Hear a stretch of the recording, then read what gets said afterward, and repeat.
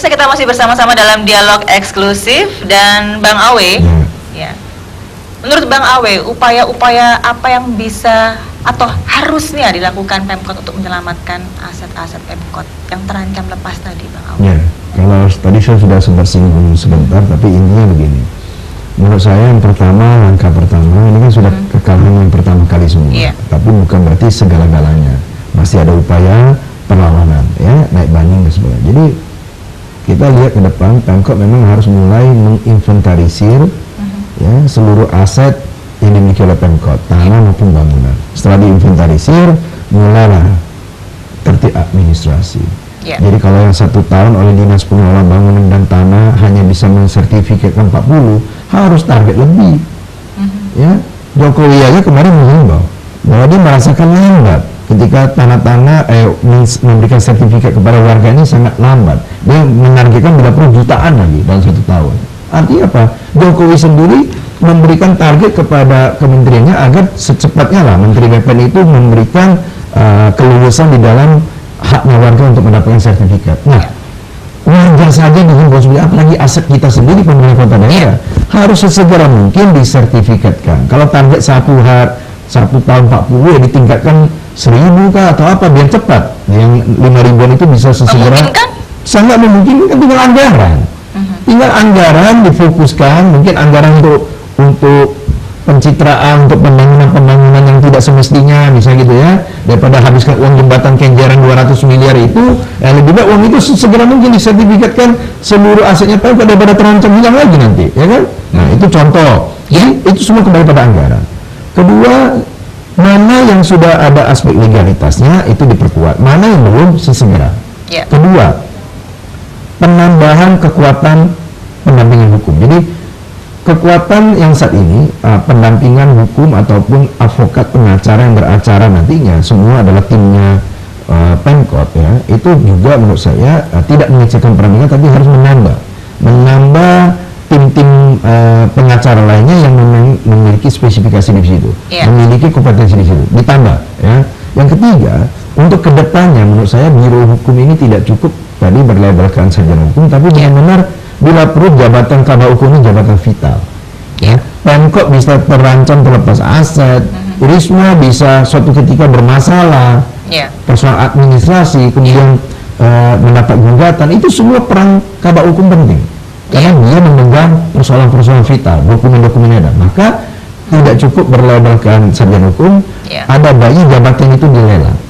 Ya, tidak hanya serta-merta mendapatkan orang yang dipercaya, tidak cukup dipercaya saja tidak cukup, tapi memang harus memiliki kompetensi. Nah, oleh karena itu menurut saya jabatan kabak hukum itu lebih baik dilelang, sehingga siapapun eksternal internal ya bisa mendapatkan sosok yang profesional, yang benar-benar menguasai segala kegiatan dokumen yang dimiliki, aspek legalitas notariat yang dimiliki oleh si kabak hukum itu. Artinya kualitas SDM perlu dibenahi. Ya, jadi tidak cukup. Tadi saya bilang hanya sarjana hukum tidak cukup, tapi memang harus memiliki kompetensi di bidang itu. Terus kemudian yang tidak kalah penting juga adalah dari sisi pembentukan tim relawan. Jadi gini, saya lihat di Ibu Risma sudah mulai membentuk tim penyelamat aset kekayaan daerah ya, dari kejaksaan, dari kepolisian, dari macam-macam itu semua hadir untuk mengambil class action langkah berikutnya dalam penyelamatan aset. Nah, menurut saya itu sudah bagus. Tapi ada lebih baik lagi untuk antisipasi ke depan. Maka bentuk lagi tim relawan penyelamat aset kekayaan daerah. Jadi tim penyelamat, tim relawan. Siapa yang relawan ini? Ya masyarakat yang peduli, masyarakat dilibatkan, ya, akademisi, LSM, pengacara dan semuanya itu dilibatkan. Bila perlu berbasis kelurahan.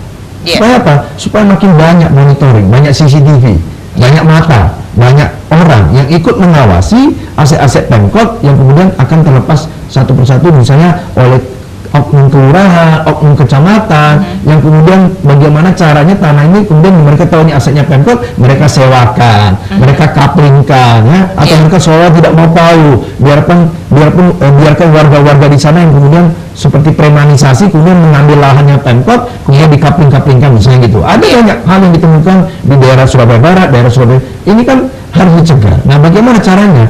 Caranya adalah membentuk tim relawan berbasis kelurahan. Ada banyak warga yang ingin menyampaikan ya, persoalan bahwa ini loh ada asetnya Pemkot sepertinya kok diambil alih oleh orang lain, atau saya mendengar ada aset Pemkot yang sepertinya akan dijual ke orang lain. Nah, informasi-informasi ini tidak cukup oleh Dinas Cipta Karya Tata Ruang, oleh dinas-dinas terkait, oleh Satpol PP yang setiap hari di lapangan. Informasi ini penting dari warga, karena warga yang lebih tahu.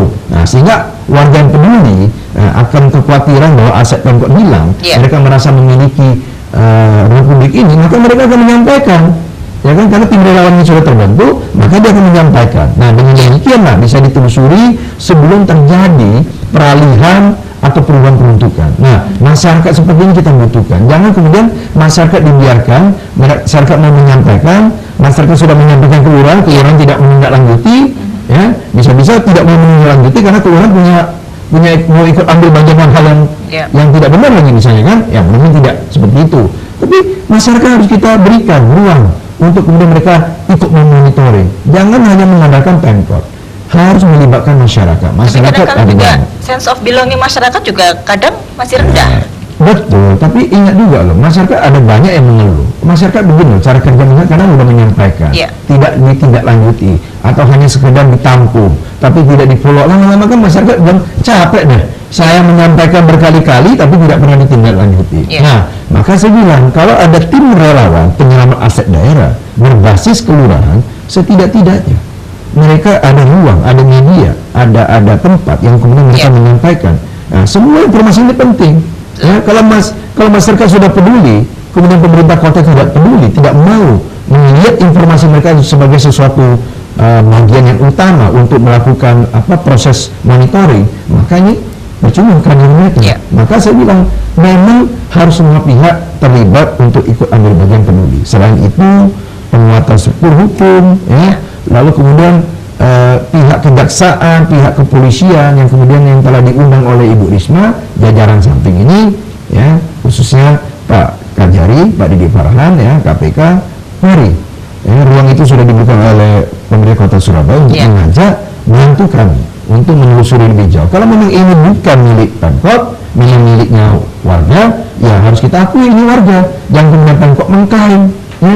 Tapi kalau memang ini milik Pemkot, milik negara, ya harus dikembalikan kepada negara. Siapapun yang mengambil ya dengan cara yang tidak benar, itu harus dibawa ke ranah hukum, diproses, ya, sampai ada keputusan. Supaya apa? Supaya ada proses pembelajaran kepada siapapun. Jangan sampai ada negosiasi dalam hal ini, karena itu bukan merupakan suatu proses pembelajaran hukum bagi siapapun warga Republik ini.